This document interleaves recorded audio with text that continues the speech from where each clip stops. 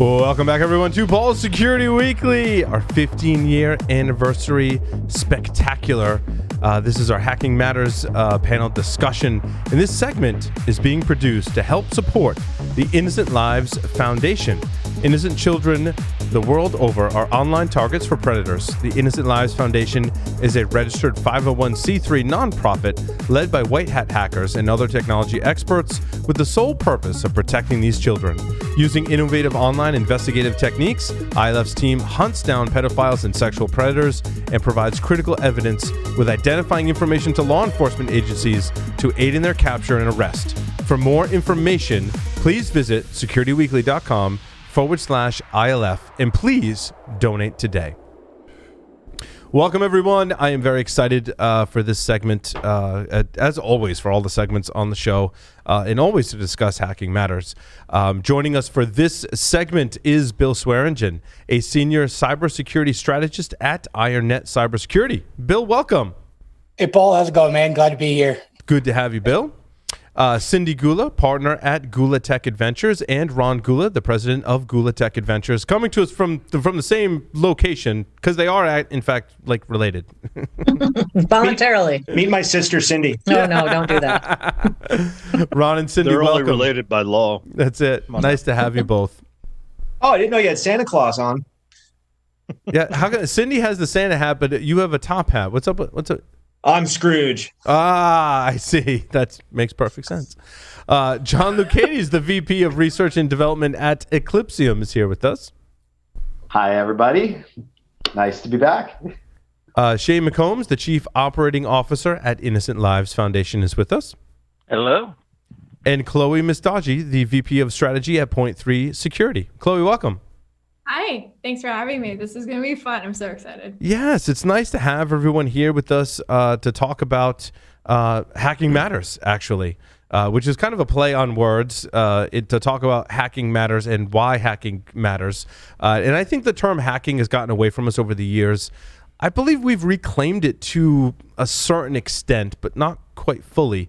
Hacking and the hacker spirit, I think, is a huge part of what we do as a security community. And my opening question is this: what does it mean to be a hacker? It's a two-part question. So what does it mean to be a hacker, and how do we preserve the hacking ideology? I'll throw that out there to the panel. Whoever wants to go first. Bill, you're going first. I'm going first. I'll go first.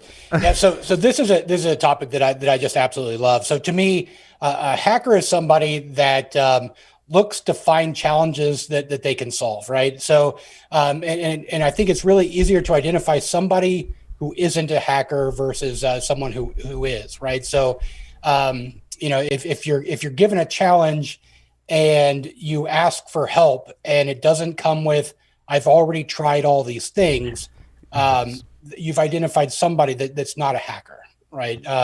They've already tried all these things, right? Now they're just looking for, don't tell me the answer, just get me going on my journey. It's interesting, Bill. My first job in technology, the company that I worked for had this rule, and they were like, "You're the new guy." I'm like, "Yep, that's me. I'm here." And they're like, "Look, you're gonna have lots of questions. Here's what we want you to do. We want you to struggle with something for around 30 minutes. Like, don't spend any more time because then it's a waste of resources. But struggle with stuff for 30 minutes, try and figure it out on your own. Then you've earned permission to ask us a question." As a hacker, I was totally cool with that. I'm like, yeah, I get that ideology. I get that kind of culture and mindset. And largely I did that. And if you didn't do that, you got yelled at, right? I mean, this was the 90s. Like, yeah, I got yelled at. And that's totally fine. And then I kind of learned and was groomed that you got to try stuff on your own and try and figure it out and do the research to earn permission to ask that question, right? Yeah, but we don't take that over minutes, the top, which is why I like that 30-minute kind of timer, right? Yeah, hacker sees that 30 minutes and says, "Come on, man, you just give me 30 more, right? I got this." Right. You almost asked. So I love the term hacker. I used to call myself a hacker. I used to aspire to that. But, who wants to go to a lawyer, a doctor, or a pilot and have somebody be like, "Oh, I'm just going to hack my way onto the runway, or I'm going to hack my way out of court," right? It just doesn't work in other career fields. But in cybersecurity, being a hacker is sort of like being the brain surgeon or the general counsel. The puzzle solver. I agree, Ron, because largely what I've observed to that point exactly is that in all the hackers that I've known over the years, we all kind of have this shared commonality of we can work hard and be persistent enough. I think that's a key component to understand something well enough to be able to hack it. Now, does that mean we could step in and be a pilot and fly a plane?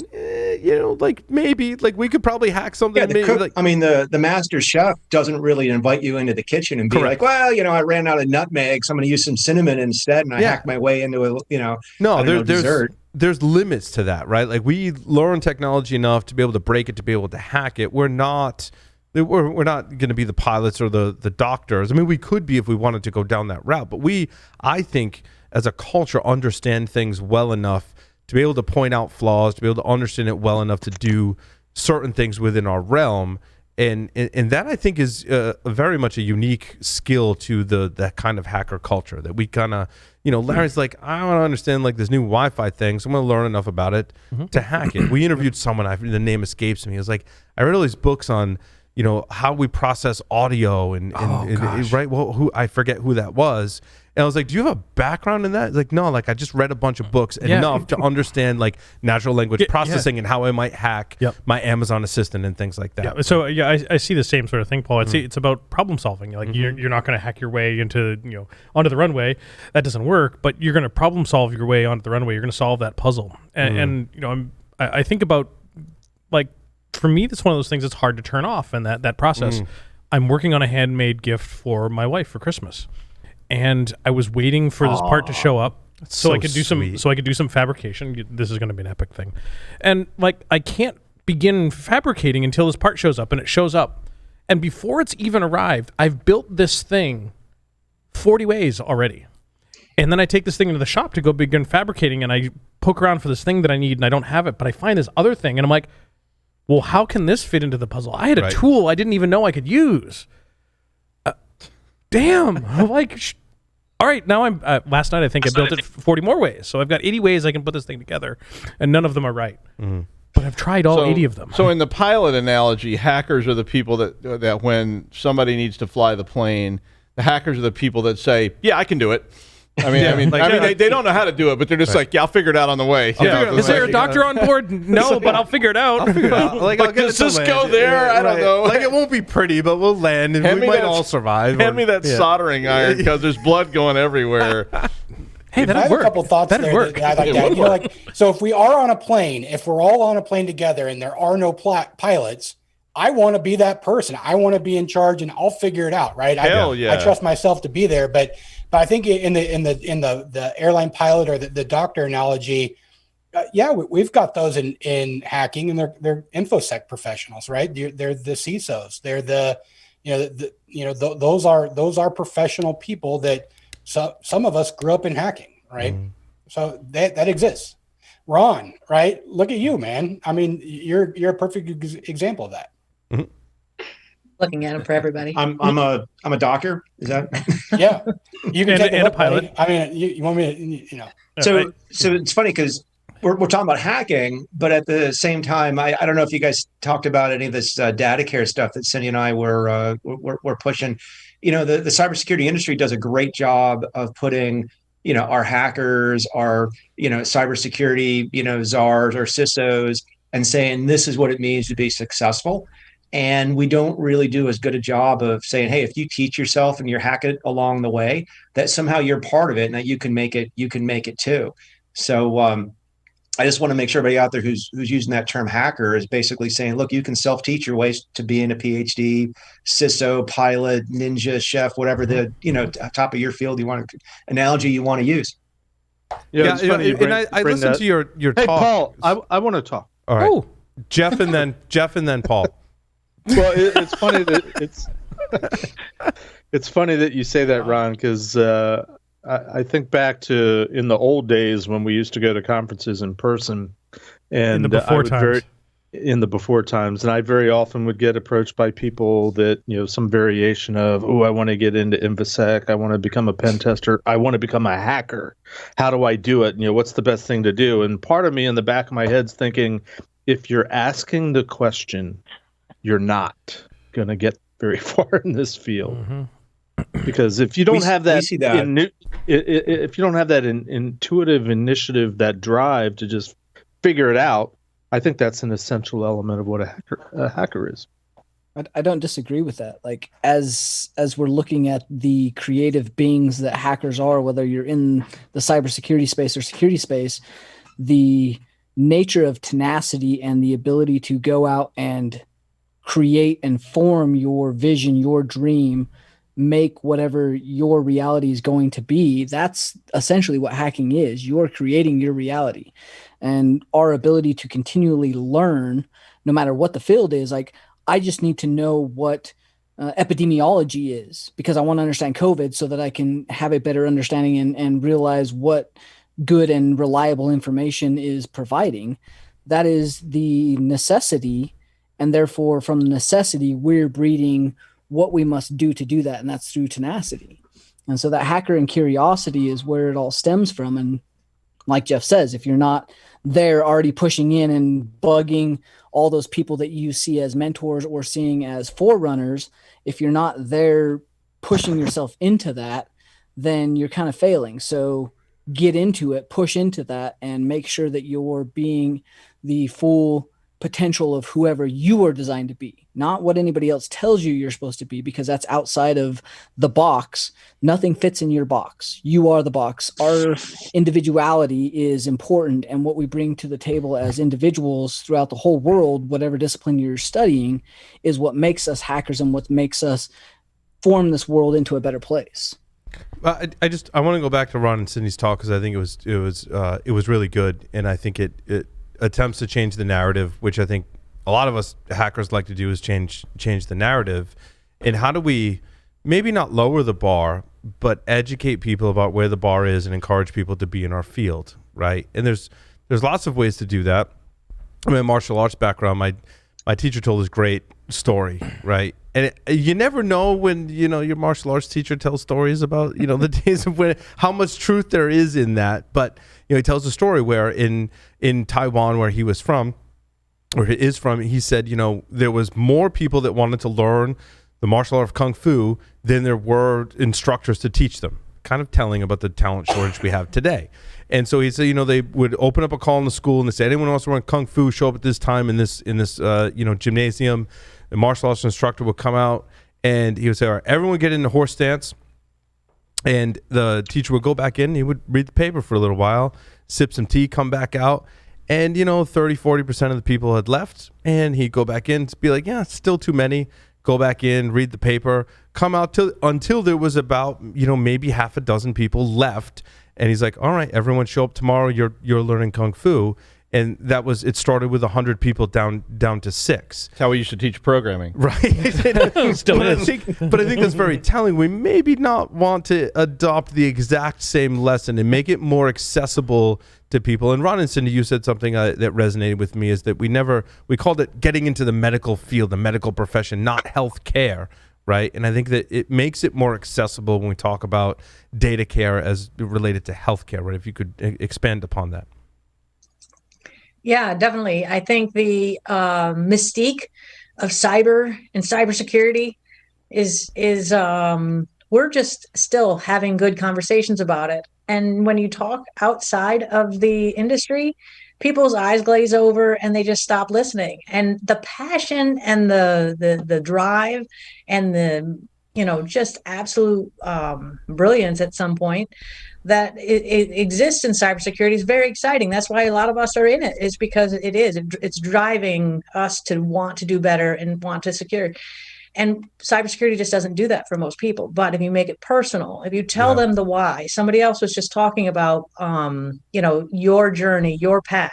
You have to understand your why. And if you make your why personal and that's about your data, then you're going to be paying attention. And once we get people paying attention, then we have to have what we call nerd whispers or to whatever, so that we can translate the language, because we can't speak over people's heads either. We need to make sure that once we get them drawing in and listening, we need to tell them what we can have them do on everybody's behalf, just like washing your hands in this pandemic. Everybody learned how to do that.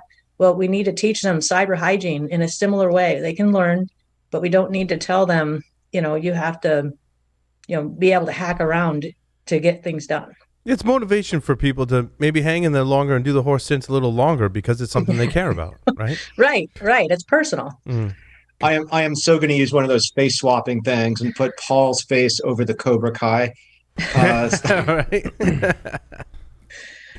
Hey, waiting for. There's another point here too. On top of that, is that the other thing is that as someone who's, when we are talking about people that are underrepresented in our community, we're not helping them. We're gatekeeping them from being able to excel in their job. We're gatekeeping them from entering our industry. So even if they enter in our industry within the first 2 years, they might just walk away. And the reason for that is that we're not doing well enough when it comes to investing in our security people. Mm-hmm. We're not investing in them and making sure that we can allow them to get certs, because it can be so expensive for people that, their means are definitely an issue. So I think one of the other things is that we need to open it up by being more accessible to the public. One of the things that I've been working on is trying to get people to see what hackers look like, what we talk about, what are the issues that we're facing, because they still have this image of us as this dark hooded figure in the basement, our mom's basement or something, and we wear a ski mask. And that's not what we look like. We look like everyday people, all different age groups, all different backgrounds, all around the world. And that's the thing that unites us, is that we're all together in this group of people that have been ostracized by society, because society doesn't know who we are. And I think that if they hear our stories, see what we look like, I think it would change a lot to get even the younger generation involved. And Chloe, I maybe this might be a somewhat controversial statement, but I want to just put something out there for the security community, because I've caught many of us going, well, that person doesn't really know anything, and I don't want to take the time to train that person. I think back into my own career, to that job I described, where I had 30 minutes to figure something out.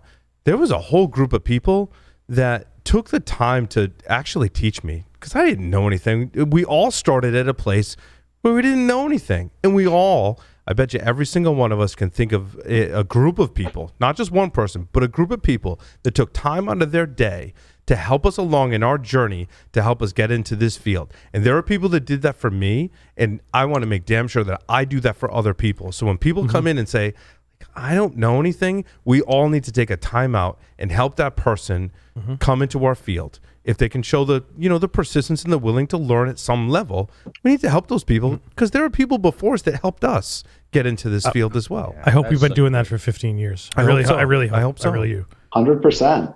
I mean, I think from my perspective, that certainly applies to me. But one of the things that's hard, and I heard somebody say it earlier, is that at some point you're sitting there doing the horse stance for a really long time, and it hurts and it's hard. And somebody needs to encourage you through that. And somebody needs to sort of tell you that that's okay. Because it's not supposed to just come easily and be fine and make it look like you're this rock star who just came out of nowhere. That's not really how it works. And I do think that a lot of times people get stuck finding their passion while it's hurting. And that's the time when I think, for me, it was most important to have somebody there as a mentor. Agreed. So I do want to kind of jump in there, and Chloe, I also want to take a controversial stance there too. So please feel free to give it back to me. I can take it. But so like, if somebody were to come to you and they were to look at you as somebody that's made it, I want you to be my mentor. I want you to tell me how to get started to become or to get into InfoSec or anything. Is your first answer anything to do with money, right? Is it a lack of training that they can't afford the most expensive training class? Is that what's preventing people from doing it? Because when people ask me that question, I ask them, well, give me somewhere to start. What do you think you're interested in? Is it red team, blue team? Is it policy? Just kind of guide me where you're at, and then I look to find areas where I can guide them for nothing than the only thing that they're spending is their time. that they're at home, right? Effort. Instead of watching TV, go pick on WebGoat, right? Or whatever. Yeah, I got a great suggestion for everyone, so you can save time when people write to you like, how do I go into hacking, or how do I get into InfoSec? Just be like, are you interested in technical role? great. Do you know if you want to be a red teamer, blue teamer, or purple teamer? And they're like, I don't know. Then you're just like, okay, there's this book called Tribe of Hackers. I want you to read the entire series. Come back to me when you know, because then that's how you start things. But you give them kind of something where they have to take the initiative. The problem is that a lot of time people are like, teach me everything you know. I want to know how to be a hacker. Teach me everything you know. And I'm just like, that's a really, really big thing. And I don't know which one to go down. And I don't have you got 22 years. I'll teach you everything I know. Right. Yeah, exactly. But I love that, Chloe, because what Chloe's right? saying is that the Tribe of Hackers is like your horse stance. Like, go read that whole book. Like, once you get done with it, like, then come back to me and tell me where you want to go. I like that. And I don't say just go for the first book. I tell them to read the whole series at that point. I'm like, if you don't know by the first book, then read the whole series and then come back to me. And then they do once in a while, and it's very rare, but I will save people time this way, because I would say like maybe 1 out of 100 will actually read the whole series, come back to me like, okay, I decided I want to be a purple teamer. And I'm like, great, let me put you in contact with someone who can mentor you in purple teaming. And that saves us more time. But also, I think the whole thing is that, as we said earlier, to be a hacker is someone who is driven to find results, driven to find how this works, how to like find like the holes in things so then you can like have fun with it and whatnot. But the thing is that you have to give them something to do. We need to have proof that they're willing to work with us if we're going to put in the time and energy to mentor them. I just want to jump in there. I think Chloe is making an extremely good point. And this goes beyond underrepresented demographics and information security. It just applies generally. There is a problem out there in the industry where what we do has been sort of somewhat Hollywoodized, if this is not a better word for that, where it's like, oh, hacking is really cool, sexy, right? And people will come up to you and go, I want to be everything that you, just exactly what everybody was just saying here. I want to know all your knowledge and be what you are. Like, wait a minute, you have to understand the industry a little bit and move away from that sort of Hollywood deer in the headlights space and get to a little bit of reality before you commit, because this may not be for you. This may be a different thing. It's not putting up a barrier. It's just putting a little bit of realistic context around it, so that folks don't make a wrong choice. Frankly, they can make a bad choice. But Jeff, I want to. It's a great point, though. Paul. All right, Jeff, and then Paul. I'm sensing a trend here.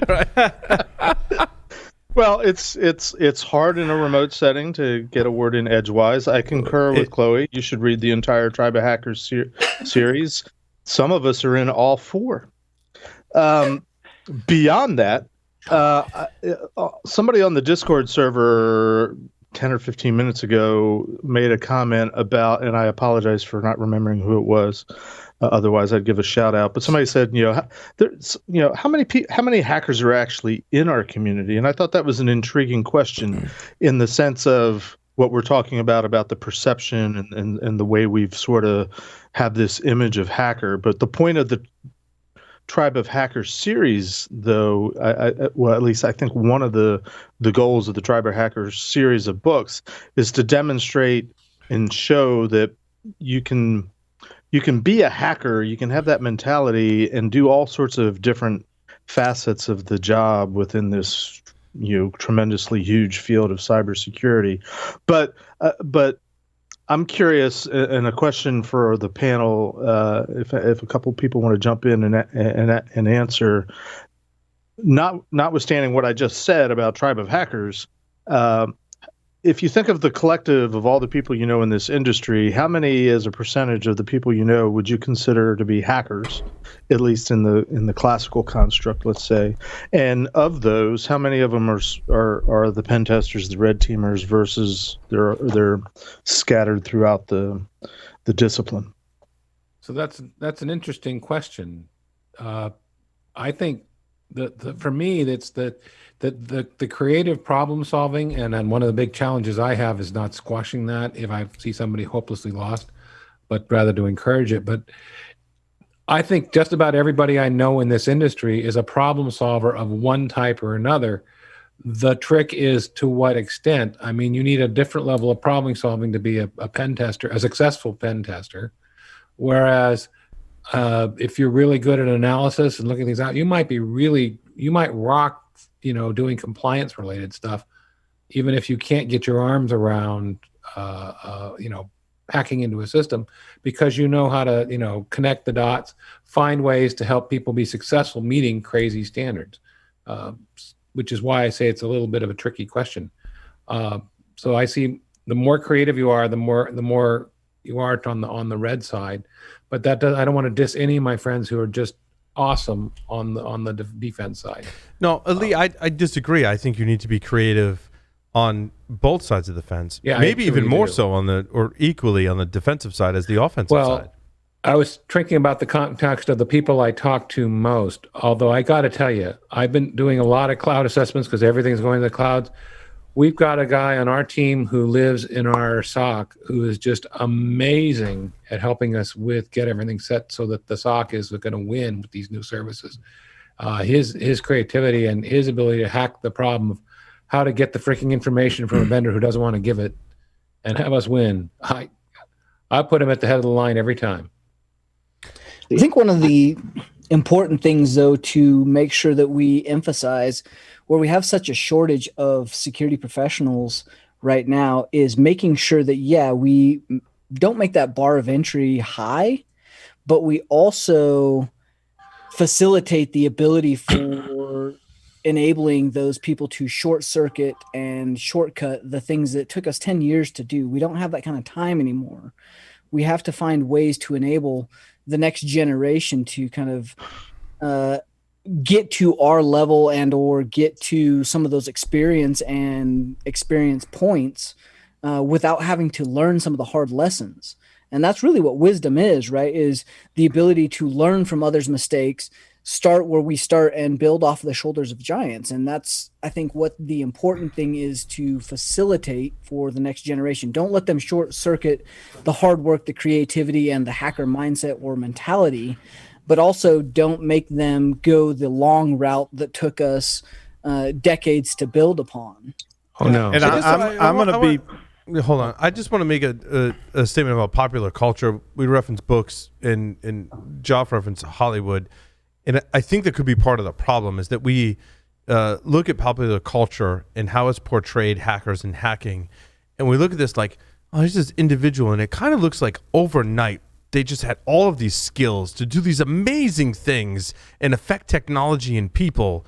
And it shortcuts the process they took to get there. But that's exactly and I think that's how why. But I think that's why we get those questions, Chloe, to your point of like, hey, I want to be a hacker. Like I saw Hackers, in my opinion, the best hacking movie, and Jeff's going to disagree with me. We'll have that debate maybe later, right? But there's a shortcut to the process, and it's not. It's about hard work. I want to go to Shane, and Shane, I haven't called on you yet, and I apologize. You've been quiet up to this point. I want to talk about your background and your thoughts on like what it takes to be a hacker that's different from popular culture and how it's portrayed. So I think that what happens is I think most of us actually backed into this, probably a lot of it by accident. We were doing job A and we realized that there was a better way, and the next thing you know, you're being asked to do job B. Right. We were an astronomer and we created a honeypot. Hey, I read that book. Sure. Right. That works. But when we're talking about helping this next group of people come in, I think that it's up to us, because you're right. We should allow them to stand on our shoulders to a certain degree, but you can't get past the fundamentals. They have to be willing to put in the work, do a little bit of a pre-sort, see how determined that they are, and see what they bring to the table. And when you find someone that's got that spark and you recognize it and they're ready, then you go in and then you give it all you got to help encourage them. And I think that's probably going to be really one of the best ways that as an industry, we're going to need to take individual responsibility to help some of these younger folks come in. I love that spark thing, because that's all about runners. You want to look for a runner, someone who's going to you're like, okay, these are the things you need to learn. And they're like, okay, I'm on it. Just tell me where I need to go. And then they come back to you. And that is what we're looking for, our runners to join our field, because that's what it's like. And that's the thing they don't understand, is that when you're in security, it's 24/7. No matter what role you have, it's 24/7. That's not normal industry. So we need runners in this industry. This is not, that's actually a good point. This is not an 8 to 5 or a 9-to-5 job by any means. This is a lifestyle. It is a passion you have to adopt. It's hard to switch off. I think everybody who's ever been on this show, and both host and guest, understands that this is something that's so ingrained in you. You're either doing it or you're just not. And that's a good analogy for healthcare and law enforcement, right? I mean, if you're a doctor, you don't go home and see somebody choking on the sidewalk and be like, I'm not working right now. You know, so I mean, we really are about defending everybody's data. I mean, if you do, you're not a really good doctor, but I do want to make a human for that matter. But that's the difference. I'd like to make one other quick comment, and this is somewhat salesy, but I'll be very, very brief. I do have a class coming up. I'm not making the comment for the class that I'm trying to get people in. But I do want to make a suggestion to others who are endeavoring to sell some training. One of the things that we are doing through the Wild West Hack and Fest operation is we're selling training, but we're also contributing, at least in my case, I'm not sure about the other classes, I'm contributing 10% of the revenue to underrepresented groups in cybersecurity, and that is women today. But we're not going to limit it exclusively to women. But I think if more of us do that, we can actually, this has a context, right, to this conversation. If more of us do that, we can actually make a difference in trying to lift some people up that are ready to run, as Chloe put it. But I think that folks that want to get into the field and folks that are in the field, if we could share a commonality about not being able to turn it off, like being on vacation with your family is one of those scenarios, right? So many different stories. I'll pick on one. We were in, and those that work for Disney that listen to the show, close your ears. But we're at Disney, and we're visiting different properties, and like the hackers and rules have this interesting relationship, right? Ethical hackers especially are kind of like, like rules, like we need to test the rules, but not break them, and it's about intent. And so we're visiting other properties. They graciously let us into other properties. But like our bans don't open the gates to get into certain places. And one of the gates at a certain Disney property, I was with my entire family. I reached around and I'd like open the handle and open the gate. And my son was like, wow, that's just savage. And when you think about that, right? It was like the proudest dad moment ever. Like I'm cool to my son, which very, very rarely happens, right? It's always to have kids, right? But I'm like, it's something you can't turn off, is that how do I think differently about problem solving? How do I think differently about controls that are in place, and how do I bypass them? I argue that there are people outside of our field that should be in our field, that go on vacation with their family, that have that same kind of mindset, and they should be in our field. And how do we encourage people, regardless of where they're from, what background, race, gender, religion, to be in our field, that they can't turn it off, because it is a thing that you can't turn off? I would imagine that probably every field would answer this the same way, right? So regardless if you're the pilot or the doctor or the accountant or whatever, you look for people that are driven that way and passionate about those things. And going back to something Tyler said, I mean that really hit home. That we should be allowing them to stand on our shoulders. And I kind of take like, when I think about, and Paul, I may have even said this on the show before, but a few years ago, I was thinking like, man, I really missed out. I wish I would have been born in the 1800s in Wild West and pistols and like shooting the sheriff and, like doing all those things.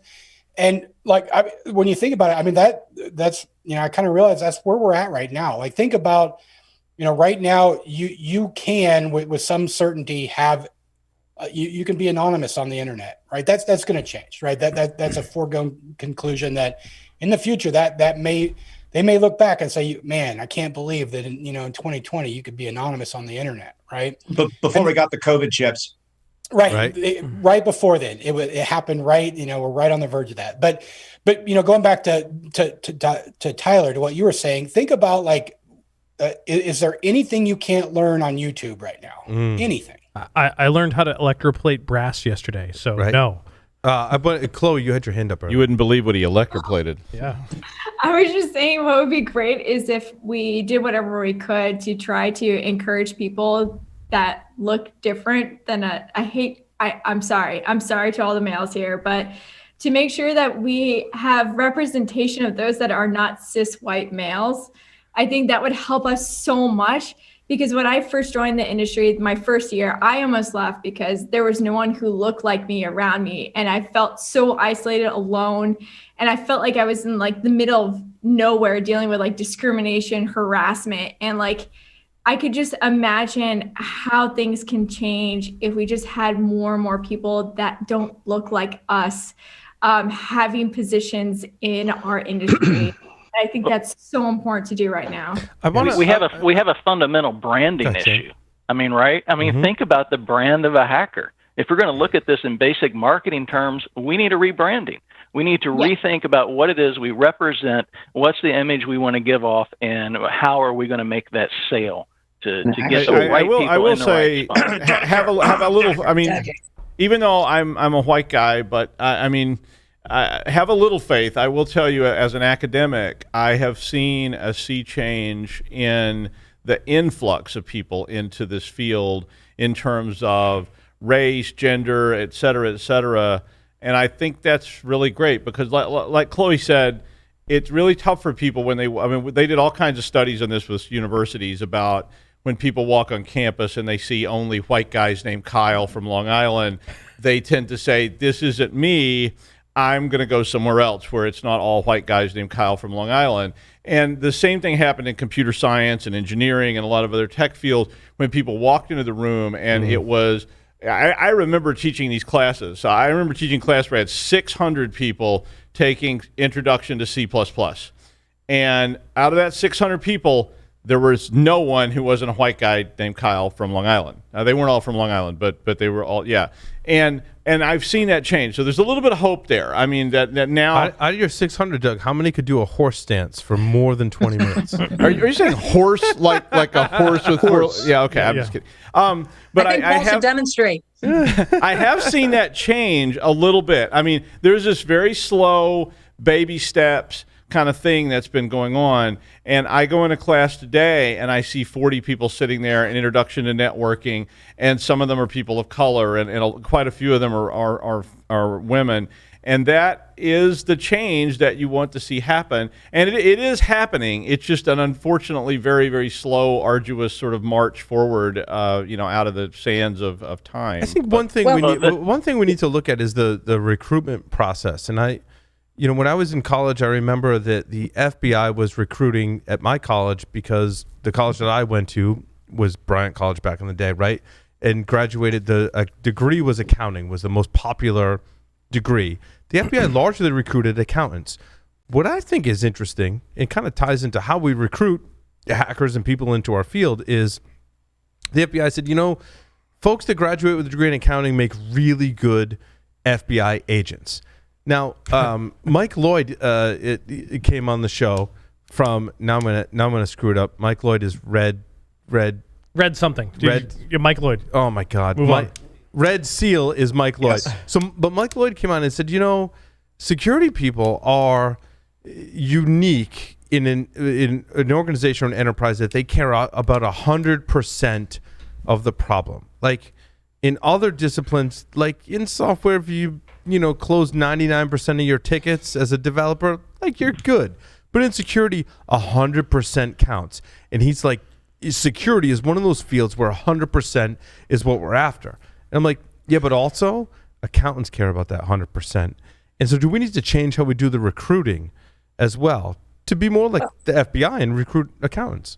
Well, I think another thing too to think about is, like for me, I'm the youngest of 8. And there was 4 boys, 4 girls. We were never treated any different. They never got any chance. I wanted to play football, and the boys wouldn't play football with me because they thought they would hurt me, and to whatever extent. But what are we doing with little girls? When they're little babies, we give them dolls. We teach them nurture. What do we do with little boys? We tell them to go learn and explore and get dirty and do all these things with your hands that not necessarily we do with the girls. I was ecstatic when the Boy Scouts allowed girls in, because as a young girl, I didn't want to join the Girl Scouts. I wanted to join the Boy Scouts. And so what we need to do as a society is understand that we are actually pushing these separations. We're separating boys from girls. We don't want them to play together when they're young. There's just a natural separation. And when you have that, you're creating separation and creating an idea that you want to stay with like people. And I agree. The more women we have or minorities that we have in the industry, the more it will attract. But at the same time, we need to break down those early barriers that we're putting up for our children. Yeah, I completely agree. The FBI was like, we need accountants. Didn't matter what your gender or race or background was, right? And the same doctors went through the same iteration. We need doctors. It doesn't matter your background or gender. We need to strive for that same thing in cybersecurity. So the real question is, how do you identify that spark, that hacker mindset, as early as possible, and redirect those people into the right paths, no matter who or is it not an innate capability, but rather a learned one, right? And how do you inspire it to be created in somebody, right? Well, it goes. And I'm going to go a little bit, John. It can be molded and shaped. It can be molded and shaped. Go ahead, Ron. Yeah, I don't know that we need a hacker everywhere. You know, if we've got a shortage in like help desk people to patch computers and run servers and do cloud engineering, I don't want people hacking that stuff. I want people who are certified and can do that and realize that they can make a crap load of money, you know, building secure apps. I mean, that we don't need hackers to do that kind of stuff. So we're marketing this the wrong way. I agree, Ron. I think we need a certain percentage of hackers, but we also need people that can build things. We also need people that can, you know, engineer, architect things. We need people who are social engineers. We need business people. We need people with different sets of skills, hacking being one of them. I completely agree. Right. So, you know, when I look at, you know, our development team and you look at what I would do to write this code, I would get it to work. It'll work once, right? And this will be very nice, and I can prove that it's a thing, but it's not what you want for, you know, is something that's reliable, that's consistent. Oh my God, John, I have the same conversations with our developers here. They're like, I looked at your code and like, yeah, that works, but that's totally not the way I would do it. It is totally the difference between a hacker and an engineer. And that is totally a thing. Completely agree. So it's math. You know, when you used to do your math, like tests and everything, and like you had this one teacher who's like, you didn't do the way and the steps that I taught you. Even though you got the right answer, it was like, be like, nope, I'm deducting points off of you. It's like, that's when you know when you're the hacker or the engineer. It's like, I didn't go by word what you said, but I got to the same result, and that's okay. Right. And Chloe, I am the worst person to help my kids with their homework because I'm the same way. Because the teachers like hate me. They're like, no, that's not the way it's done. I want to hold on, Shane, and then Joff. So I want to challenge you guys just a little bit, because we're talking about going from a hacker mindset to a very professional mindset, and how, you know, you always have to have that. And I agree. But remember, if you're thinking that a hacker is basically someone who takes an everyday problem and solves it in an unorthodox way, we get to that orthodoxy by going so standardized. And then we run into a problem. You need a hacker or a hacker mindset to turn around and get you back out of that. So I think it's circular, and I think they're interdependent. That's fair. It is fair, because like Dave Kennedy, who was on the previous segment, he and I had this conversation because we'd go through the same thing. I'm like, Dave, I'm not a software engineer. Like, I know how to write code, but I don't consider myself a software engineer. But I can prototype stuff and hand that to someone that's a software engineer, and they kind of get what I'm doing, and they make it, John, to your point, into that more resilient and more elegant engineering way that will more stand the test of time. And Shane, to your point, right, that's the kind of circular kind of thing that we need to work hand in hand together with those folks. So I would suggest that it's kind of like a scientific method. The hackers are the scientists, but the developers are the engineers. Yep. And you don't build a bridge with a bunch of scientists, right? Like, I mean, you could. You could, but you got to kill them and stack them all up first. Great. Wait, what? Did I just say that out loud? Hey, I'd like to take my turn. Go ahead. That's okay. I just want to go back and just echo one of Chloe's points, which I didn't think came out very, very well, and that is the feeling of being very isolated in the community as a minority represented in the community. this is a really, really big deal. We've seen this at conference events, and I'll go back to Wild West Hackin' Fest again, where, you know, you go into a space that's full of 99% white males, right? And you might be female, you might be a minority, you might be female and minority, you know, and that's a really intimidating space. So I think in our industry, it is incumbent upon us to create safe spaces for people that are up and coming, and also safe spaces that are people that are up and coming and that are underrepresented in the community. And I'll never forget the time John Strand and I did it was totally ad hoc, by the way, did an ad hoc session on new speakers in information security. And the amount of people that came up to us and were so thankful for taking the time just to talk about how to talk about things was incredible. And so us as a community, we need to step back and think about widening that acceptance so that we can bring people along better, because just going into a conference full of 99% white males and talking about the elitist possible things you could possibly do is as exclusionary as it possibly can get. So I just think we need to really think about that as a community. I love that, because I have to admit, every time I've been at Black Hat, it's been very hard when you're walking down the hallways and all you see is like white men and like in suits and whatnot. And then they come up to you like, oh, when are the drinks coming out? Or when's the food coming out? I'm like, are you kidding me? Oh, good God. God. You've just watched me do a talk and you're asking me when the food and drinks are coming out? Are you kidding me right now? I think the appropriate response is a punch in that case. But that's just me. I mean, no, I'm just gonna wear a badge. You know, the following year was just like not a waitress. the point is, you shouldn't have to. Right. I agree, Larry. Yeah. That's the You issue. probably already had a speaker badge. Yeah, I think that's the issue, because I know it's not just me. I know other speakers that are women. They've all gone through this where they're telling someone like, no, I'm not the wife of someone. I actually was a speaker at this conference, and it like just jars people's minds. And that's the thing. I think earlier in the conversation was like about how society we're forcing people to believe in certain gender roles and certain things that we're supposed to like women are supposed to like dolls, being Girl Scouts and all that. It's like, no, what we want is we want inclusion. That means I want to have the ability to pick the Hot Wheels toy of a car versus a Barbie doll when I get my McDonald's meal as a child. And that also means still today is that we need to also open it up to understanding that gender roles are fluctuating now. But I also think that starts outside of our field as well, because I read articles where some of the top computer science schools that have their like introduction to computer science have published articles about how women felt uncomfortable because they're very much the less than 1% that walk into that class, feel uncomfortable, that their ideas are kind of poo-pooed by the rest of the white males that make up the class. And we need to fix it not just in security, but across technology as well, and encourage all people, gender and all other races aside, to be in our field. That's extremely important in my view. And, actually, and I would like to. Studies.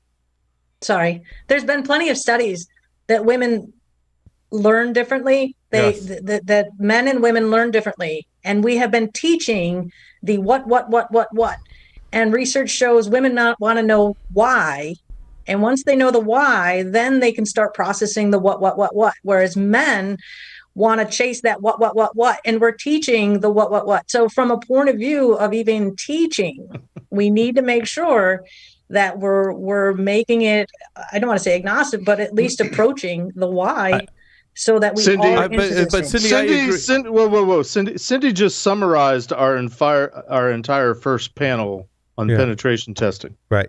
But we focused on the what, and we never did answer the question why. But Cindy, to your point, women and men do learn differently. Alice was a project way back in the day by I remember it. Yeah, Yep. and I can't remember the researcher that had cancer. The last lecture, I can't remember his name, but Randy's something, but also sponsored a project that studied the differences between the way men and women work, and found that women actually latch onto engineering problems when it's a gamification versus a sheer engineering problem. So there are definitely differences, and I think we need to embrace those.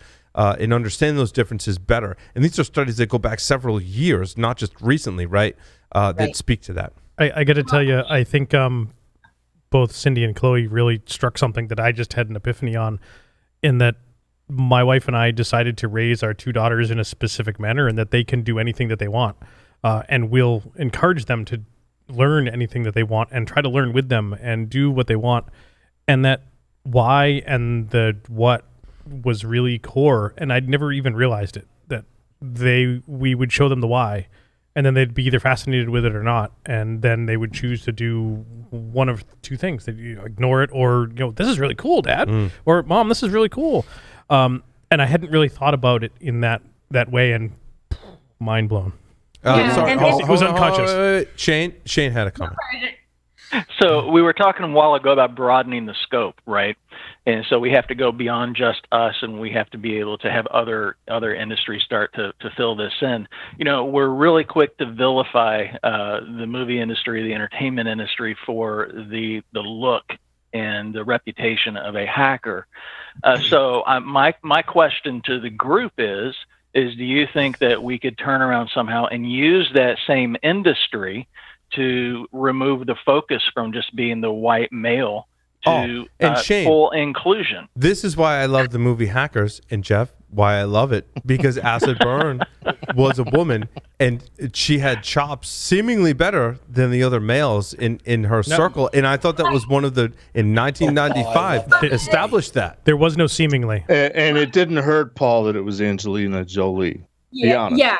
But let's be real right now. And the realness is that as a woman myself, I'm constantly questioning whether or not I'm a hacker or I belong in this industry because of the way that I look.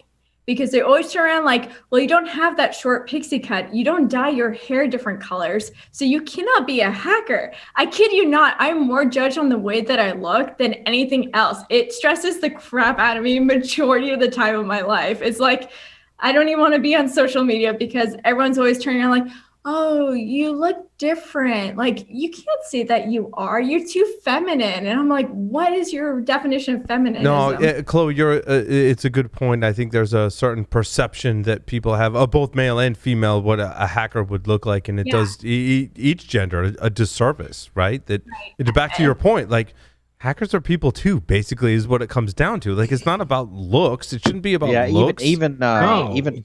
Even males feel that pressure. I mean, I see that. I'm like, well, you're too old, or you don't have some silly handle online. Why don't you? That is so unbelievably judgmental. So, and I think it all circles back to the idea that we've got to create a safe space where people feel like they're part of the community as they're entering the community, and we're not doing a good enough job to do that. Yeah, there shouldn't be any preconceived notions about what a hacker should be, gender, looks, or whatever, right? I do want to come back to something that Bill said earlier that I do with my children all the time, and it's a point of frustration that I hope we can overcome. Jeff's angry. Hold on, Jeff. We're gonna do this first, and then this time it's Paul, then Jeff. Okay, I gave you the benefit of the doubt before. Love you, Jeff. Fair enough. Bill, you said something earlier that you can learn anything on the internet today, and when my children today, I've given them almost too much technology, arguably, and have to put a lot of safeguards because I've given them so much technology, to the point where they're somewhat spoiled in that when they run into a problem, they're like, Dad, is not working. And I'm like, well, so go figure out how to fix it. And they have sometimes no patience for that. And I'm like, look, when I was trying to figure out how stuff worked, I didn't have YouTube. I didn't have the internet. I didn't have all these resources where I could go find a dozen videos that show me how to do something. And what you're telling me now is that you can't figure that out. with all the resources you have today, I'm like, go spend your 30 minutes and try and figure it out is kind of the stance I'm taking with my children now. And I'm like, even so, like 30 minutes is even too long. When I was hacking on my Apple IIe, there was no internet. I had to figure it out based on the manuals and what I had in front of me. Now today you have this great resource called the internet and Google to go figure it out. So go figure it out. I also think that's some of our impatience that we've built into, I want to be a hacker. And you're like, well, go figure it out. And they're like, well, no, just give me the answer. And we have even less patience now because it's so easy to go find the answer for a lot of things that are on the internet today. Bill, I want to kind of put that over to you because you're the one that kind of sparked that thought in my brain. Well, thanks, but I want to go back and talk about women and information security. That's fine too. Sure, go. You gave him the floor. You gave him the floor. I gave you the floor, so yeah, go. But so one of the things, like Chloe, going back to you, like I do think that we have reached an inflection point where I hope that's changing, right? And I'm not going to apologize, about somebody asking you for drinks or whose wife you are, mainly because it wasn't me. But when I first started going to DEF CON, that's who was there, right? And I think the thing that we also have to keep in mind is some of the people that attend those conferences, they're just not very socially adept, right? And this may be their first interaction, right? And they're going to do something that makes people like us cringe, and and I wish that didn't happen. And I've seen it. I've personally seen it. And it's heartbreaking, and I wish that didn't happen. But I think as this generation is starting to move more into the leadership roles and building of the teams, and I hope that color and gender and all those things are mattering, matter less, right? And it's kind of hard for us, especially this panel, to have this conversation. As a white male that's pretty tall, I've never felt scared or intimidated in an environment of that wasn't that was in physical nature, right? Sure, I've been intimidated for like, do I know this? Do I not? Do I know this person? Those kind of things, but it's very hard for us to understand how that feels. And, I personally would love to have guidance on how do I make sure that I'm building an environment that if I do hire that runner and she comes in and she's ready to run, that I don't, that we're not building a toxic environment that I don't even see because, I'm completely blind to it.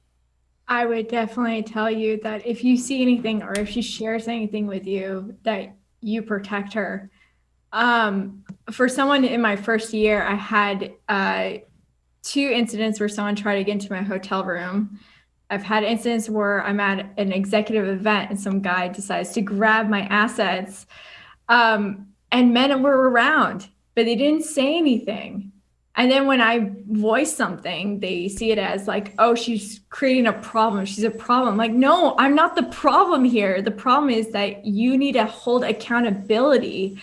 And I think that's the issue, is that we're not doing good practices of accountability. And as earlier, which was shared, was that women, we want to know why. We're trained to want to know why. Why do I need to learn this? Why did this person do this to me? We're always asking the question why. And if men want to take a step up, is to ask the question why themselves as well. Why is she like this right now? What just happened?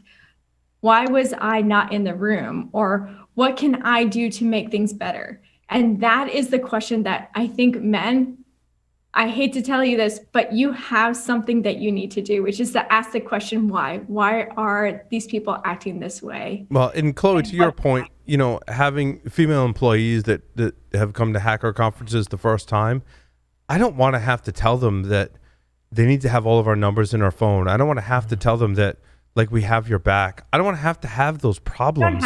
How do we reach that point where we don't have to worry about that? That's the point where I want to be as an industry. We don't have to worry about that. Like, I've literally told our female employees, like, I've given them all of our collective Bill's cell phone number, my cell phone number, and like if you're ever in trouble, like text us. I don't want to have that concern anymore in our industry. Yeah, the good news is that women already know about that. They already know who they're going to end up contacting. Or if they don't, they know they go to another woman in the room. And usually what happens is that when we go to conferences, we look across the room, we're like, oh my God, I'm not alone. There's another woman in here. Great, I'm not by myself. Right. And we go running to each other and we're like, lock eyes. We're like, hey, you want to have lunch? You become my new best friend today. Mm-hmm. And that's the reality, is that you shouldn't have to have that conversation, but unfortunately you do until conferences have code of conduct. When conferences have code of conduct, a contact information, that's going to be really useful for all of us. But also is to note, like I said, is that when you find out that your best friend, who happens to be a male, has done something wrong, that you stand up and protect the woman that you don't know. And that, I find, is the hardest thing for men to do, is to turn against their friend when their friend has done something wrong, because they're like, well, I understand it. I mean, that's what guys do and whatnot. But the reality is, ask the question, why? So can I just bring up something that I think it should be obvious, that maybe we just need to start with the fundamentals of what professionalism is. And agreed, Shane. Agreed. Yes. So much. Professionalism is not having to worry about these issues because we've reached a point where it shouldn't be an issue, right? Yeah, so there's a really interesting book that's a framework. It talks about the framework of professionalism. And, a one is someone who just literally, they make a paycheck because they do the job, and then they call themselves a professional. Well, you can structure a framework around anything. And I think having and holding people to a good framework for what it means to be a professional would actually address many of these issues that our industry is facing. Well, now that our industry thinks that they're professionals, that's kind of the thing. This industry has grown up. We finally are getting to the point of recognizing that these are professionals. It's not just about slinging code and hacking and just making it work and whatever. It's getting very professionalized, and agreed completely. I think the industry, it's good timing. We just spent the first half of this talking about how awesome being a hacker was. Right. Let's make it more awesome. Jeff. So a while ago, Chloe had said something about her experience of people questioning, why are you here? You're not a hacker. You don't look like a hacker. I mean, I think that's somewhat a common experience from anybody that's new breaking into the hacker culture, which made me ask the question, so what, now that I'm on the inside, I can say we, what are we in the hacker community looking for, or what should we be looking for in terms of, determining whether someone, should earn the moniker of hacker or one of us, or be accepted into the tribe. But then I went beyond that question to think, and this is going back to your original question at the beginning of this session, Paul, well, not question, your comment, that you think that we have been lately doing a better job of taking back the term hacker. And I thought, I don't know that we've recovered or reclaimed the term hacker. I wonder if not more, we've co-opted the term. Think on that one a bit. Mm-hmm. Well, I don't think the term's relevant. Cyber. Yeah. Drink. Yeah, I don't think the hacker term's relevant, right? You go to something like the Purple Team Summit, you go to MITRE Attack, you go to that entire conference, I don't think you'll hear any speaker ever mention the word hacker.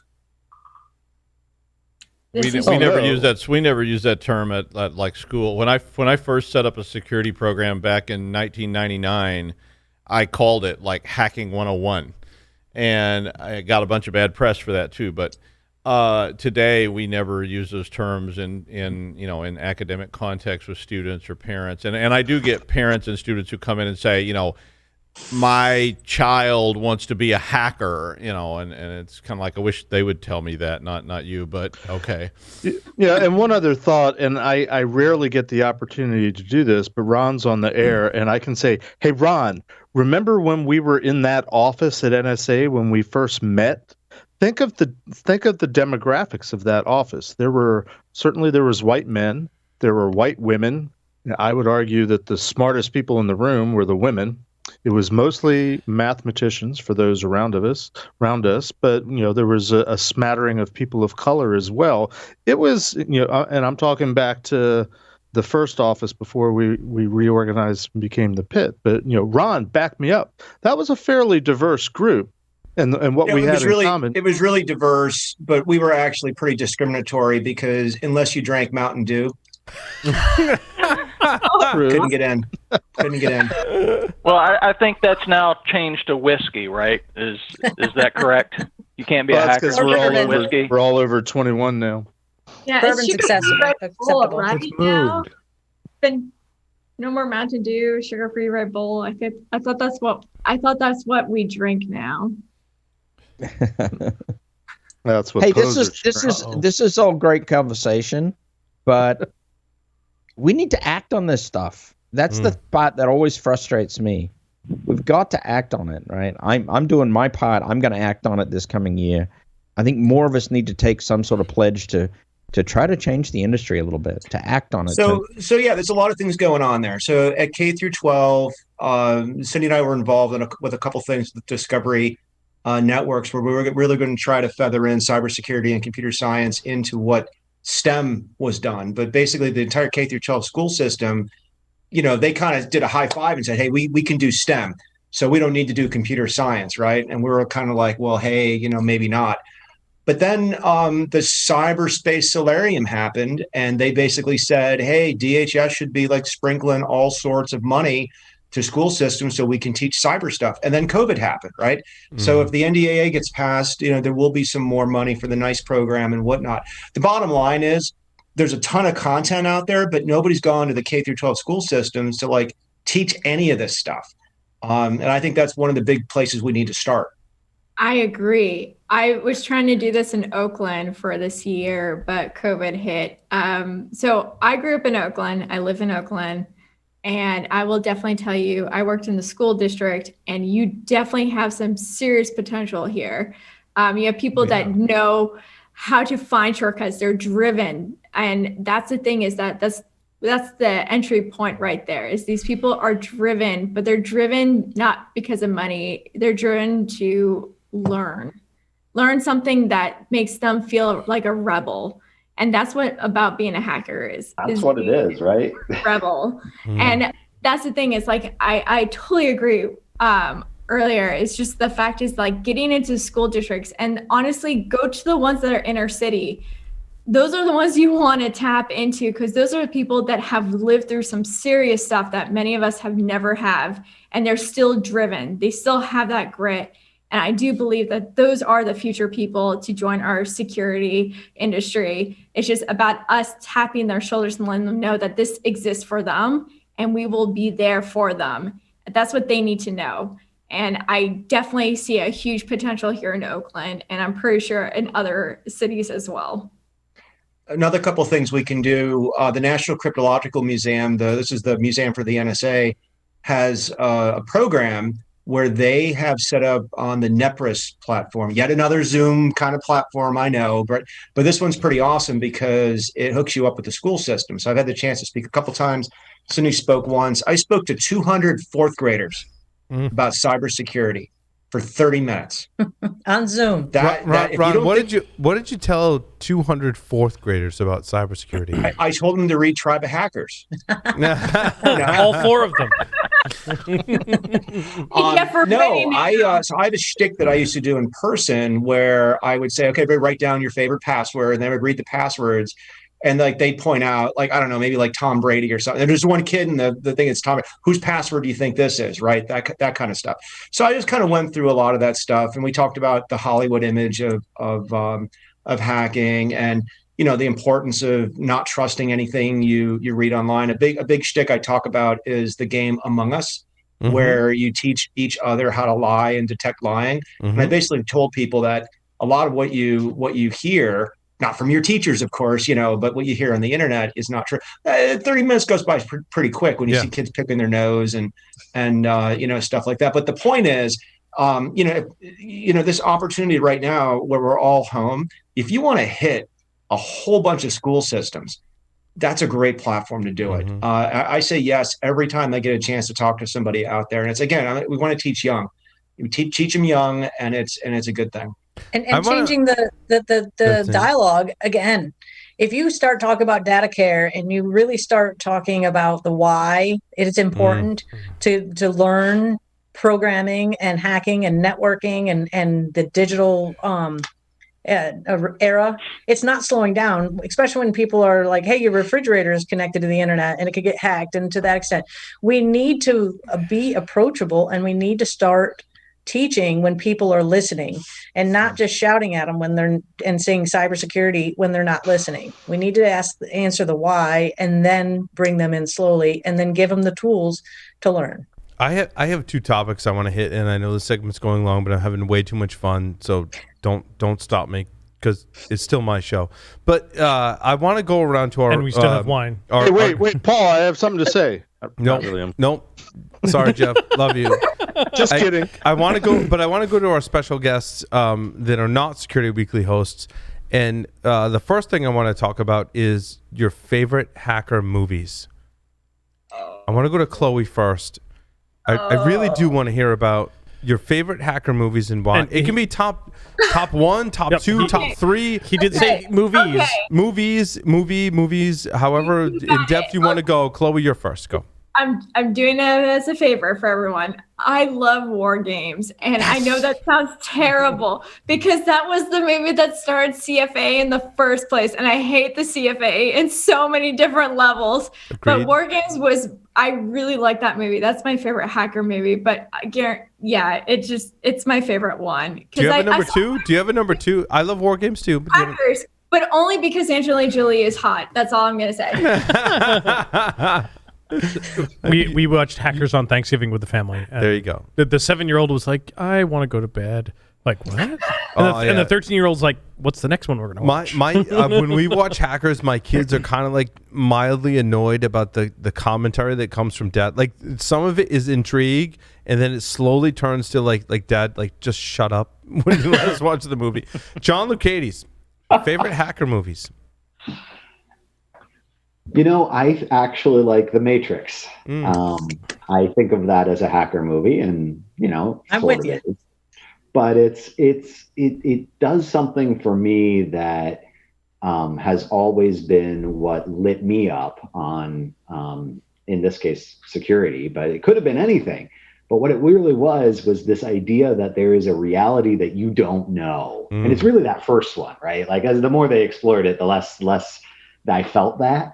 But that feeling of there is more to this reality, and you can find out, you can figure it out. That's kind of what it means to be a hacker to me.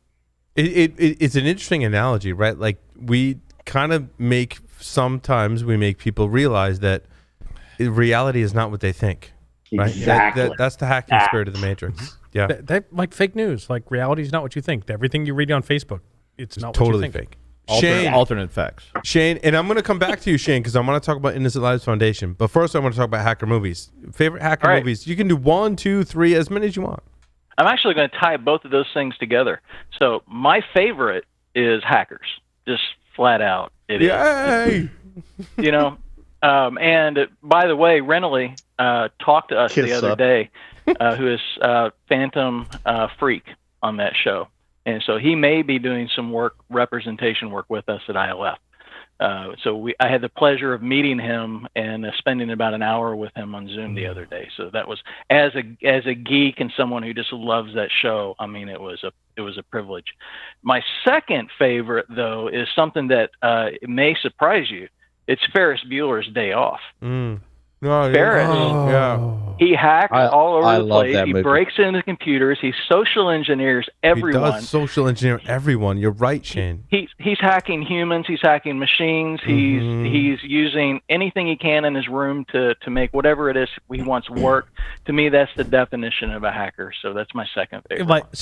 If Ferris Bueller's Day Off as a hacker movie is like Die Hard to Christmas movies. It is. No, you're right. That's a great analogy, Larry. It's a great analogy. Of course, Die Hard is a Christmas movie. I love it. I agree. I agree. They should put that on the SAT. But bringing up Ferris Bueller, we talked about this a month or so ago. It sort of addresses the blurring of the lines between the teen angst, coming of age, rebelling, teen spirit, and a hacker movie or the hacker mentality. And Jeff, that was ours. Was the Manhattan Project? Yep. The teen angst hacker movie. Now, Bill, you and I have spent a lot of time together at various shenanigans at conferences. I would say I don't know if we've ever had the conversation, you and I, what's your favorite hacker movies? Well, unfortunately, my favorite hacker movie is Hackers. Unfortunately, no. I mean, I want something clever. I was going to say, Strange Brew, but I didn't have any way of roping that in. But so I got into my car and hacked so that I could play DVDs on the radio. The first thing I want to watch, Hackers. Awesome, Cindy. I'm going to have to say Matrix and then War Games, because they answer the why. Why do we do any of this? Why is it important? And I love the analogy of the hacker can see the woman in the red dress, and people can understand that visually. They understand they're seeing bits and bytes and whatever. But if you say the hacker you can see the red dress, they're like, oh, I get it. So they understand it's complicated, but they understand that people understand it. And that, to me, really demonstrates a lot of complexity in a simple way. I just want to say that Ron and Cindy have the best recommendations for sci-fi movies and books, hands down, without question. So Ron, I don't know that we've had this conversation. Oh my goodness. Ron and Cindy both about hacker movies. So I'm going to go with two obscure ones. So the first one is a science fiction movie from the late 70s called The Forbin Project, where if I tell you the plot, which I will in a second, you'd think it's like a modern movie. Basically, this guy creates an AI supercomputer to control all of our nuclear weapons and protect the United States from Russian attack. The supercomputer becomes self-aware and ends up ruling the world by the end of the movie. And at the climax, they try a buffer overflow to break into it, where the AI overlord promptly shoots all the computer programmers, So that's one movie. But the one that's probably more dear and dear to my heart is this movie called The Listening, which is a movie about a guy who works at the NSA. It literally starts off with this guy getting a polygraph in a shitty room in a government office. I'm like, this is exactly what the NSA is like working there, right? There's no supercomputers or anything like that. But he discovers basically like an Edward Snowden type plot where anybody can listen into anybody's phone call. And he actually hacks into the NSA by the end of the movie with pretty legitimate ways of doing it. And very much of a hacker. Like at one point, he's like, how are we going to stop this? You disconnect the phone, just little things like that. So I really enjoy that movie. But of course, the best one is Sandra Bullock's movie where The Net. She's they're crashing passwords and planes and stuff like that. So what movie's that? The Net. The Net. Oh yeah, that one's got to be the best one, the most accurate. Hey, Paul. Why does the Security Weekly website have the little pie symbol in the top right-hand corner? Right. Yeah, we're voting Ron off the island. You're out of here. Oh but that is. You're racist again, or you're sexist if you don't like Sandra Bullock as a hacker movie. Come on. No, I like Sandra Bullock as a hacker movie. I just hate that movie. No, the Net is wildly entertaining. But your previous two suggestions, Ron, are two movies I have not heard of before, and I'm going to go home and watch. Probably tonight. Don't not with the kids. And not with the kids. No. And Ron, what was coffee? Watch in the morning because they're slow, but they're good. They're good movies. And Ron, what was the second one? The Listening. It's called The Listening. Because I'm bookmarking those right now. Oh, that's awesome. And what was the first one? I'm sorry, I missed that one. Colossus, the Forbin Project. It's actually on YouTube for free. It's awesome. Because I think movies made in 1979 compressed to like a megabyte or something. Yeah. I don't know. Now, hold on. I want to go to now, Jeff. I know where you fall on this, right? Because when I think of the movie, do you really? When I think of the movie Sneakers, I think of Jeff and Ron. Actually, I think you could have both been characters. Well, which in that one movie. of us is Robert Redford? Yeah, no, most people don't know this, but Robert Redford played Jeff in Sneakers. Quite possibly. I'll take it. You should take that all day long. Ron was River Phoenix. Just wanted to date the FBI agent. Are you going somewhere with this, Paul? No, I'm going to Tyler. Tyler, I want to hear your favorite hacker movies. I mean, honestly, like hackers for the culture. Sneakers, though, for reality. Like Sneakers is legit still. It is still like how many of our engagements go. Like Tyler, I don't want to steal your thunder or interrupt you, but I will, because there was 15 years of Security Weekly. One of the most prolific things that I think was pointed out in hacker movies came from Twitchy, that reiterated that the line in Sneakers when Ben Kingsley and Robert Redford are on the roof, and Ben Kingsley looks Robert Redford in the eye, and unlike Hackers in a lot of other hacker movies, right? The acting was on point, right? And the writing was on point. Robert Redford. Yeah, and they look good too, right? And Ben Kingsley's like, it's all about the information. Marty. What we see, what we hear, it's all about the information. That line is just so timeless. So timeless. If I had to point to my favorite line in a hacker movie, it just without question, it is that line on the rooftop. More than any line in the show, honestly, right? From a hacker movie scene. Yeah. Like it is so applicable even to today. Mm-hmm. It is one of the best lines ever. With that said, though, like Sneakers from actuality and like how an engagement actually goes down and like things that we actually do, like Sneakers hands down. However, Black Hat, like given all the theatrics and it's like, there's a little bit of like Hollywood in there, but like 2015 Hackers and its applicability to ICS and kind of Stuxnet in the way that it applied, they did a pretty good job of visualizing what a hacker's life is like and how code actually happens at a hardware But also, level. was that Chris Helmsworth? I have no idea. Was it in Black Hat? Was that Chris Helmsworth? Because I have to say, my wife is not into a lot of the movies I'm into, but if I tell her that Chris Helmsworth is in it, she's like, yeah, I'm totally down. Like, I'll watch it with you because she's like, he's hot, and I'll watch it. I'm like, well, Thor. I'm like, so that means, hold on, we can watch all the Thor movies and all the Avenger movies because Chris Helmsworth is in it. She's like, yeah, I'm totally down. See, I get the same thing, but it's Jude Law. Chris Helmsworth in Black Hat.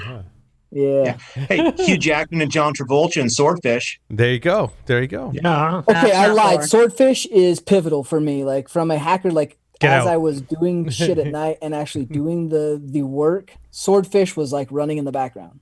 100%. Get out. Interesting. So can I tell a Swordfish story? Yes, please do, Ron. So here we were off the coast of PG, by the way, Ron. This is a PG show. Yeah. So three companies ago, we get acquired, and so we're doing intrusion detection for terrorist networks, and they're doing the sales kickoff, and they're like, "Hey, Ron, what's your favorite scene from a movie about hacking?" And I'm like, "Oh, well, Hugh Jackman's about to hack into this like FBI or DOJ firewall as John Travolta."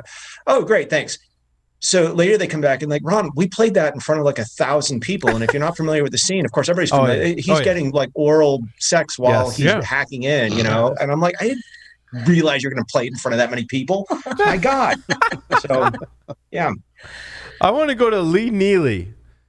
Lee, I don't know if we've had this conversation. I want to hear your favorite hacker movies. If we have. I tell you, I've got a soft spot for war games because I just, it was 1983. It was one of the first hacker movies I watched.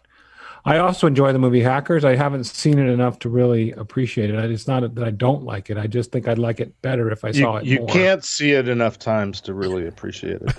Well, I at least want to get to the point where I give it a fair shake. I mean, there was some stuff in there that I do remember seeing that I did enjoy, and it wasn't all Angelina Jolie. But those two, and then I was going to mention Swordfish just because I like the way they tried to realize some of the concept they were using for hacking. I don't know. People may not agree with how they chose to do it, but I thought it was very creative. And of course, that job interview, what teenage male wouldn't remember Epic. it? Yeah. Just very Hollywood scene. Very, very. Leave it at that. Shane, I want to go to you. My second thing before we round out the show, my final thing is, Shane, I want to hear about the Innocent Lives Foundation on a kind of more serious note from, Hollywood hacking movies, the mission and the execution of that mission is one that I have really grown to appreciate, most certainly in our industry. If there was ever an organization that painted hacking in the most positive light, right? We just talk about Hollywood hacking movies, right? Like painting hackers in a positive light. I think is what many of these movies we just talked about tried to do. Innocent Lives Foundation is the really, like, in reality, what you can do with our hacking skills to really make our world a better place. I couldn't think of a better foundation to support in the Innocent Lives Foundation. Man, thank you very much. I don't know how anybody could say anything any nicer. I mean, the reality is that as hackers, we look at things different. There's this skill set that's out there, and we have this huge problem that's in front of us. Mm-hmm. And and really, Chris, when he started this out, that was part of, hey, I've got this skill set. What can I do with it? And as he really began to realize what the problem was, and he was able to have some success early on with identifying these guys who thought they could remain anonymous, and they can't. He said, okay, what's stopping us from doing something about this? And as he started talking to everyone, a lot of other folks were running into the same problem, but there wasn't an outlet. I've been to this company and this has happened to me, but I didn't know what to do with it. I don't know how, so we now have this ability to take these cases, use our skill set of identifying these people, put that together into a case that law enforcement can accept. We hand it off to them, and then we let them go do their thing. And we can go right back and do our thing, which is identifying these guys who are hurting these kids. So it is, for me personally, it is just an honor to be able to do this work and be associated. Shane, it's interesting guys. Being, part of this community for so long. One of the things I, just innately in my being, and I think a lot of the hackers in our community, that we don't like bad people, and especially bad people that are evading law enforcement or trying to fly under the radar or trying to run a scam of any kind. We just have no tolerance for that. And when Chris created Innocent Lives Foundation, I was like, that really embodies the hacker spirit. In my opinion, that we don't stand for that stuff, right? We stand for people having rights. We stand for the good in the world. And anytime we can uncover these bad things happening in the world, we kind of rallied around that. And when I saw ILF, I was like, that makes total sense in our community. So it's really refreshing to see that. Thank you. Yeah, it's just a matter of taking these guys who are hurting these kids, making the identification, and getting them to the right group that can then turn around and handle them. But not just anyone, Shane, right? When I've spoken to Chris about it, who's been a longtime friend, right? It wasn't just like the onesie twosie kind of thing. Chris is like, no, we're gonna go like the top of the organization down. Like, we're not just looking at the regular, kind of bad actors. We want to move up the scale to take on the entire operation. And that was one thing I was like, that's really the right approach to solving this problem. So you're looking at finding the people who are producing, who are selling, and look, if you're going to be an idiot and you're going to hurt a kid, if you're low-hanging fruit, I'll take you. You don't need to be here. We'll get you out of there too. So it is truly a matter of, and this problem is so huge. We are not in any way. There's no delusion that we're going to solve this problem. And we know of groups who have done something similar and they've given up. It was just it was too much, right? So we literally take the mindset of, if I can change the world that one child lives in, all our work was worth it. And we know statistically that if you take a person who's abusing a child, typically they can harm anywhere up to 10 kids. But if they're a serial abuser, potentially 400. So there's this ripple effect that we can't quantify. We don't know what it is, but we know when we get one of these guys removed off the street, there's this ripple effect that goes out. So, if you're a young kid, 8, 9 years old, you're being abused, and this is your world, and all of a sudden it stops, and your whole world changes. Now you've got a shot at doing something instead of dealing with this every day. That's what we're shooting for. And Shane, this recently hit an aspect of this hit the mainstream news in that there are a number of states, I want to say more than 50%, that will prosecute those that are involved in some kind of human trafficking. And not the people that are responsible for the human trafficking, but the victims in human trafficking. They will be prosecuted for prostitution and drugs in this particular aspect. And this hit mainstream news. And I thought of Chris and the Innocent Lives Foundation and how we can help this problem, that it's more of a systemic issue than many of us believe. Did you see the same news reports? I'm sure they hit home. I did not see those reports, but we see parallels. And a lot of it has to do with, again, perception.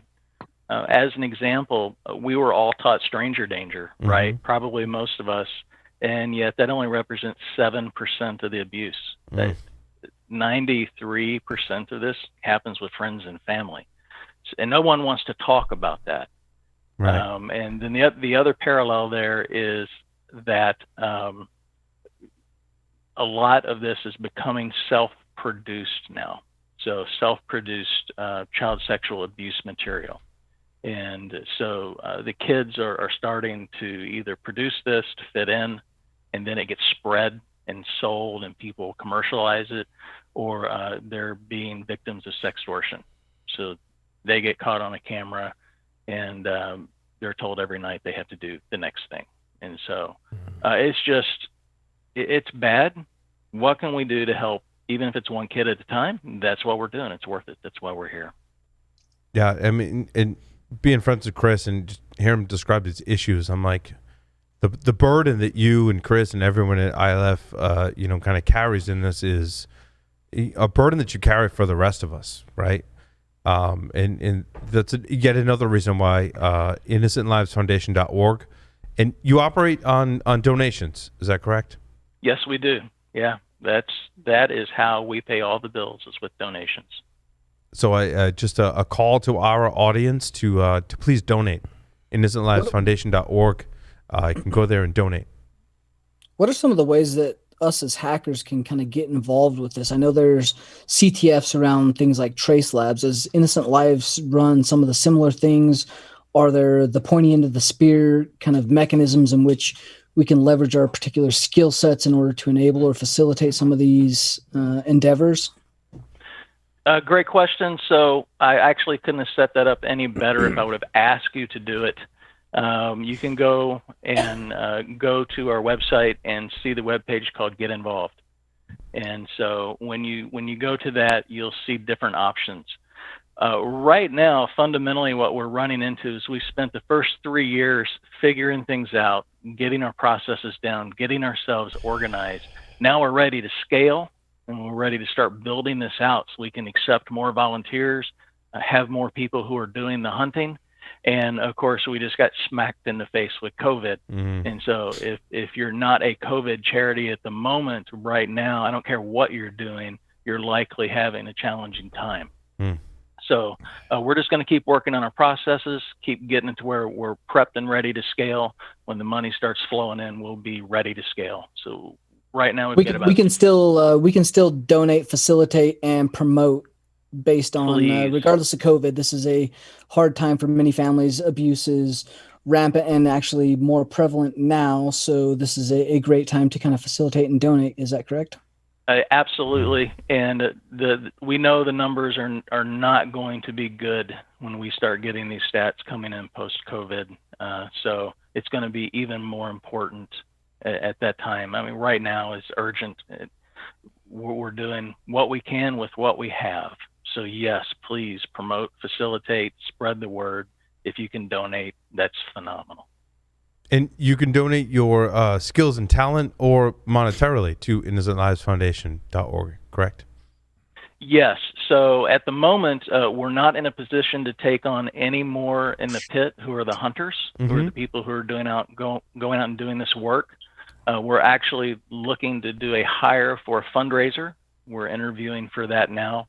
So we have, essentially, if you think about it, we have all the challenges of any small business that's out there. We still have to do all the same things. It's just that we continually turn that profit right back into the company to help it grow, to solve this problem. Yeah, please donate to this great foundation that's helping protect children, right? I mean, think about what we can do as a hacker to help people. This is one of the things. So I want to thank you, Shane, for everything you do with Innocent Lives Foundation. Thank you to all of our panel members that joined us for this segment. Thank you to everyone that helped Security Weekly, all of our listeners, and everyone I mentioned to celebrate our 15-year anniversary and things that we support. It's been a wild ride, and one that will continue, to say the least, and one that will continue. And I'm proud to be able to put the call out to our community to help Innocent Lives Foundation. So, Shane and everyone else, thank you so much for appearing on Pulse Security Weekly this evening. Larry, take us out. Over and out.